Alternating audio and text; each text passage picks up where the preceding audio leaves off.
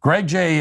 Marchand, a surgeon and OBGYN, was also horrified by what Plume did. Here's what he told us, quote, "Informed consent is a critical and essential part of surgery. In the absence of any emergency, it is extremely important that the surgeon or their representatives assure that the patient is completely aware of the nature of the procedure being performed, the likely sequelae, and the risks, benefits, and alternatives.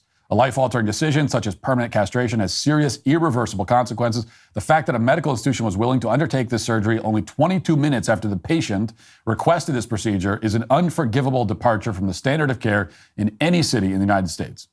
Markin continued, quote, "At a very minimum, a person undergoing castration should have been alerted of the long and short-term changes following castration, including hormonal changes, changes to cardiovascular risk, and changes to fertility and sexual function.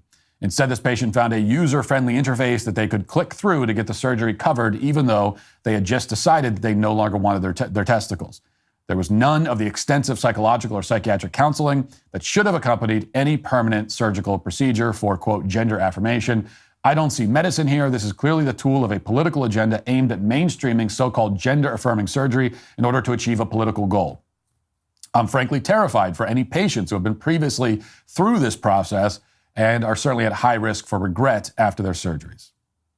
Well, that's the consensus from every serious medical expert that we've spoken to. After our investigation was published yesterday, we scoured news reports, social media for any contrary opinions from credible people.